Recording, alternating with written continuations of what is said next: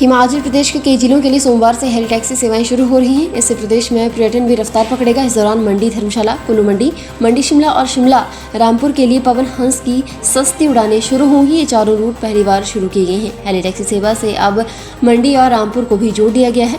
गगन Pawan Hans station manager Nancy Dhiman ने कहा कि हेली टैक्सी के लिए रविवार को बुकिंग शुरू हो गई है। पवन हंस ने अपनी सेवाओं से अभी मंडी, कुल्लू और रामपुर को भी जोड़ा है।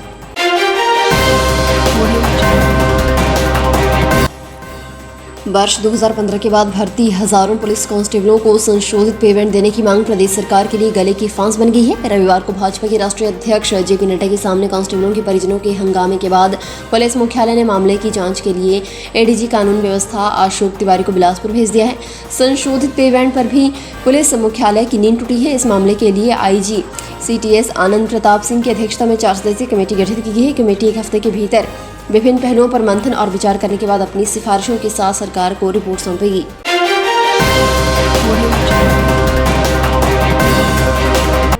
दिन रात कानून व्यवस्था और प्रदेश के नागरिकों की सुरक्षा में तैनात हिमाचल पुलिस बल सरकार में वेतन विसंगति की मार से जूझ रहा है। वर्ष 2000 में सिपाही भर्ती होने के बाद साल 2009 में हवलदार के पद पर पदोन्नत होने वाले पुलिस कर्मियों का वेतन 2021 में 51,000 है, जबकि 2008 से 2012 के बीच सिपाही भर्ती हुए जवान 2021 में भी बतौर सिपाही सेवाएं दे रहे हैं।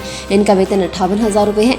हवलदार निचले रैंक के सिपाही से भी कम वेतन लेकर खुद को ठगा महसूस कर रहे हैं। साल 2013 के बाद पुलिस कर्मियों को नियमित आधार पर सिपाही भर्ती करने के बावजूद तनख्वाह 8 वर्षों तक अनुबंध आधार पर दी जा रही है।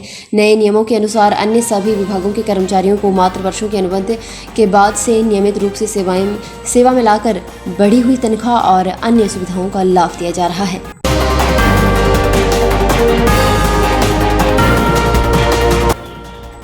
बिजली बोर्ड की सुस्ती से हिमाचल प्रदेश में उठाऊ पेयजल और सिंचाई योजनाओं के दर्जनों प्रोजेक्ट अटक गए हैं। लोगों का दबाव होने पर जल शक्ति विभाग के अधिकारी इस बारे में बार-बार बिजली बोर्ड को चिट्ठियां भेज रहा है, मगर इन पर गौर नहीं किया जा रहा। कर्मचारियों की कमी होने और अन्य तरह की भी दलीलें दी जा रही हैं, मगर चुनावी साल से पहले भी इस बारे में सुस्ती बरती जा रही है। इनमें से कई योजनाएं विधायक प्राथमिकता की हैं, जिन्हें नाबार्ड से वित्त पोषित किया जा रहा है। प्रदेश के शक्तिपीठों में रविवार को श्रद्धालुओं की खासी भीड़ रही। कोरोना के बाद ओमिक्रॉन की लहर का भीड़ पर असर देखने को नहीं मिल रहा है। शक्तिपीठों के अलावा प्रदेश के बाजारों में लोग उमड़ रहे हैं। प्रसिद्ध शक्तिपीठ चिंतपूर्णी में रविवार को सुबह 5 बजे मंदिर के कपाट खुल गए। श्रद्धालुओं को पर्ची के साथ ही मंदिर में दर्शन करने के लिए भेजा गया। दोपहर 2 बजे तक श्रद्धालुओं की कतार पुराने बस स्टैंड से भी आगे निकल गई। होमगार्ड के इंचार्ज PC सोहन सिंह और सरदार पूर्ण सिंह ने स्थानीय पुलिस के सहयोग से मंदिर में व्यवस्था को संभाला। पुलिस ने भी सहयोग किया। सब्सक्राइब करें हमारे YouTube चैनल को और ताज़ा खबरों की नोटिफिकेशन पाने के लिए प्रेस करें बेल आइकन को। कोटखाई में कोकुनाला के समीप एक 3 मंजिला भवन शनिवार रात ताश के पत्तों की तरफ बह गया। बताया जा रहा है कि भवन मालिक अपना सामान तक अंदर से नहीं निकाल पाए, जिस कारण लाखों का सामान बर्बाद हो गया। यह हादसा रात करीब 9 बजे पेश आया। मकान मालिक मनी विकास ने बताया कि शनिवार दोपहर 1 बजे जैसे ही इस बात का आभास हुआ कि बिल्डिंग में दरारें पड़ रही हैं, तो बिल्डिंग से बाहर आ गए थे, लेकिन उसके अंदर रखा सारा सामान नहीं निकाल पाए। उन्होंने कहा कि इस बिल्डिंग में 8 कमरे और एक गैराज था, लेकिन सारा सामान अंदर ही दब गया। मौके पर पहुंचे चेतन बरागटा ने बताया कि एक दुखद हादसा है। उन्होंने कहा कि जल्द ही उपायुक्त से मिलकर हर संभव मदद दिलाने की कोशिश की जाएगी।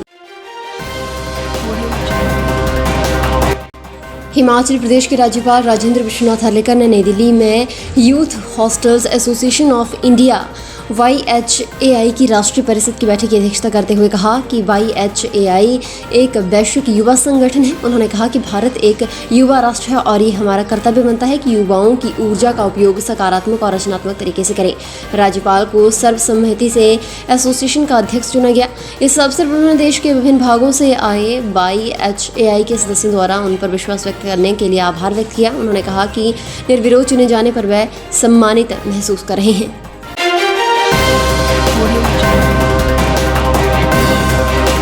2 दिन की निजी यात्रा पर हिमाचल प्रदेश आए पंजाब के मुख्यमंत्री चरणजीत सिंह चन्नी रविवार दोपहर पंजाब लौट गए। चन्नी ने पंजाब में होने वाले विधानसभा चुनावों से पहले देवियों के दरबार पहुंचकर आशीर्वाद लिया। चन्नी ने मां बगलामुखी मंदिर में हवन भी करवाया। मुख्यमंत्री परिवार सहित दर्शनों को आए थे। उन्होंने ज्वालामुखी मंदिर पुजारियों से ज्वालामुखी की विधिवत पूजा अर्चना करवाई।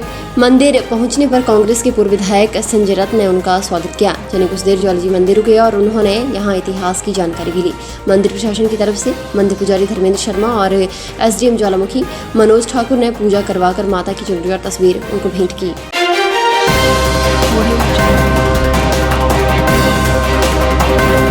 अटल आयुर्विज्ञान एवं अनुसंधान विश्वविद्यालय हिमाचल प्रदेश में एमबीबीएस एवं बीडीएस पाठ्यक्रमों में प्रवेश लेने के इच्छुक छात्रों के लिए अच्छी खबर है। इस विश्वविद्यालय की तरफ से शैक्षणिक सत्र 2021 और 22 की काउंसलिंग में प्रवेश की ऑनलाइन प्रक्रिया 6 दिसंबर से शुरू हो जाएगी। इसमें आवेदन करने की अंतिम तिथि 12 दिसंबर 2021 निर्धारित की गई है। मंडी जिले के नेरचौक में स्थित विश्वविद्यालय में एमबीबीएस और बीडीएस में प्रवेश की पात्रता national eligibility cum entrance test परीक्षा में प्राप्त अंकों के आधार पर निर्धारित की जाएगी। नीट परीक्षा के आधार पर सभी अभ्यर्थियों के पास एमबीबीएस बीडीएस प्रवेश में दाखिला लेने के अवसर हैं।